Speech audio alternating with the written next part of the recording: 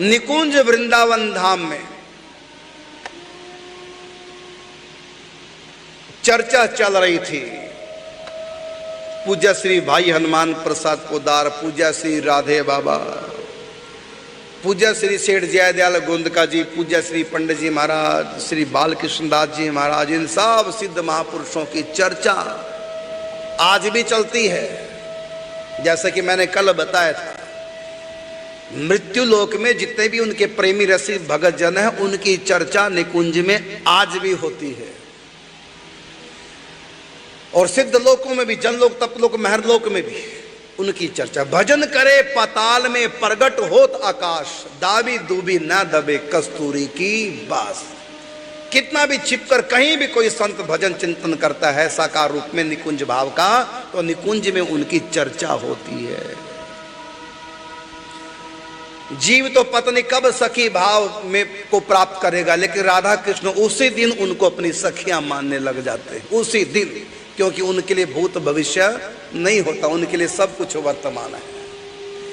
और फिर समय समय पर सत्संग के द्वारा योग बनाते रहते हैं, जिससे कि वो उनको इस रस का आस्वादन होने लगे सत्संग से। फिर संतों से मिलाते हैं ठाकुर जी। जो जितना मेहनत करता है, जितना लगन वाला है, उसी प्रकार का उसको सत्संग मिल देते रहते हैं ठाकुर जी, और अंत में उसको अनुभूति करा देते हैं। ठाकुर जी को तो उसी दिन उनके प्रेम का रसास्वादन करने लग जाते हैं, लेकिन वो आनंद जीव को नहीं आ पाता। जिस दिन दीक्षा लेते हैं निकुंज की, और जिस दिन चिंतन करना प्रातः काल ही उठ के धार सखी को भाव, तो हम तो समय प्रारंभ में कल्पना ही करते हैं, हमारी भले कल्पना हो, लेकिन श्री कृष्ण के लिए वो कल्पना नहीं होती, उनके लिए सचमुच में होता है। क्योंकि वो सब जगह है, तो उनकी कल्पना में भी श्री कृष्ण आ जाते हैं। तो श्री कृष्ण तो भगत के भाव का रसास्वादन पहले दिन से ही करने लग जाते हैं, लेकिन साधक को आनंद नहीं आता, क्योंकि उनके भीतर अभी इतनी ऊंची योग्यता नहीं है। तो उनमें जो कमी है, जो कषाय है, तो उसको धीरे धीरे भगवान भजन के द्वारा, सत्संग के द्वारा वो उसको धोते रहते, और अंत में परम पवित्र करके उनको अपनी अनुभूति करा देते हैं।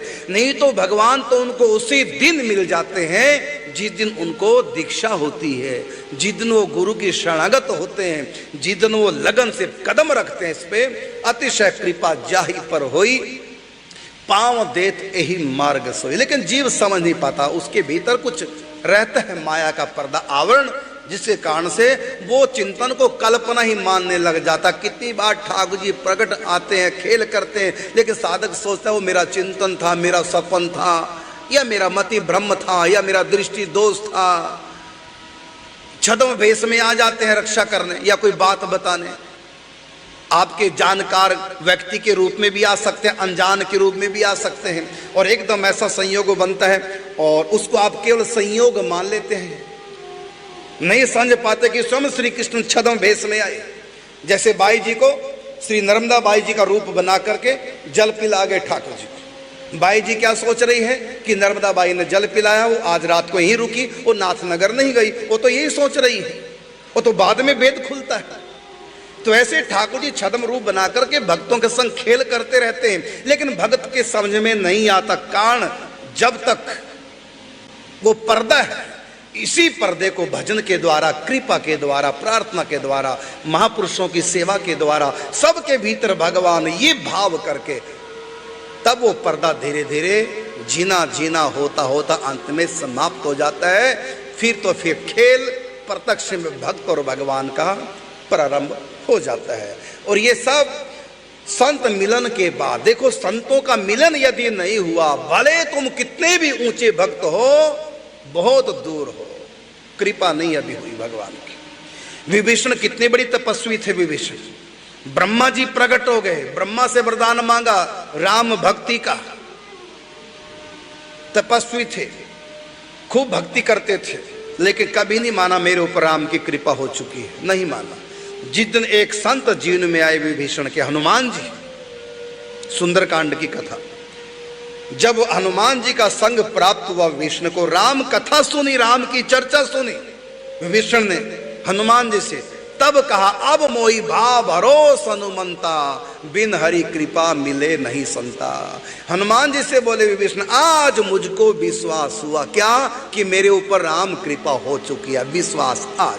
अब मोहि भाव भरोस हनुमंता, क्यों, पहचान क्या है कि भगवान की कृपा हो चुकी है, पहचान क्या है का बिन हरि कृपा मिले नहीं संता।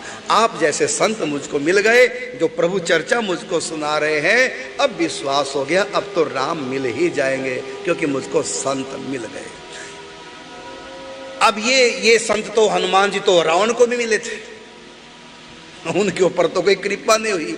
इसका अर्थ है कि संतों के प्रति श्रद्धा निष्ठा आस्था भी होनी चाहिए। यदि ये सब गुण नहीं है और संत मिल गए तो बिना मिले के बराबर समझो, रावण को भी हनुमान जी मिले, बिना संत मिले के बराबर समझो। जो विभीषण को मिले वही हनुमान जी रावण को भी मिले थे, लेकिन लाभ नहीं हो पाया। हम संतों को लेकर के श्रद्धान्वित हों, उनकी सेवा करें, तन मन धन अर्पण करें, उनको नमस्कार करें, उनकी जय जयकार करें, उनकी वाणी श्रद्धा से सुने और आचरण में लाएं, प्रयास करें। नई आचरण में आ रही है, रो रो के संतों के चरणों में प्रार्थना करो। इस प्रकार जब आपका लगाव होगा संतों के प्रति, तब ये पर्दा धीरे धीरे उठने लगेगा, अपनी मर्जी से नहीं उठ सकता।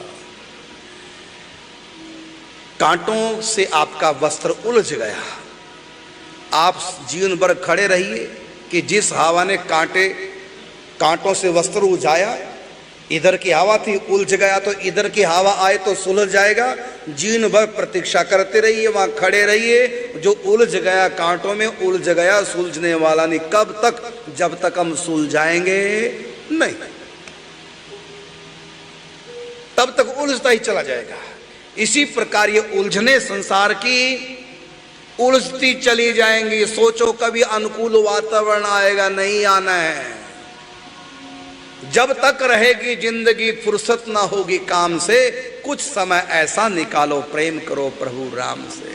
तो आपको सोचे कि अपने आप ही कुछ हो जाए, नहीं, करना पड़ेगा। उलझ गए तो अपने आप नहीं सुलझोगे, अपने आप कांटों से वस्त्र उलझ तो अपने आप जाता है, लेकिन सुलझता नहीं, उसके लिए प्रयास करना पड़ेगा। इसी प्रकार माया में फंसते फंसते फंस गए, उलझ गए, लेकिन सोचे कि ऐसा हो जाए ऐसा हो जाए, तो कुछ नहीं होना है, करना पड़ेगा।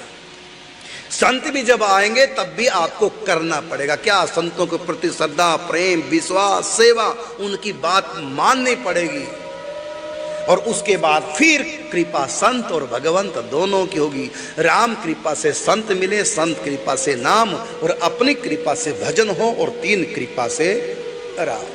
हम स्वयं भी प्रयास करें, एकांत में नाम जप चिंतन पूजा पाठ करें, व्यर्थ की बातों में समय न लगाएं, मोबाइल में ज़्यादा समय न लगाएं, बातों में ज़्यादा समय न लगाएं, संसार की मुलाकातों में ज़्यादा समय न लगाएं।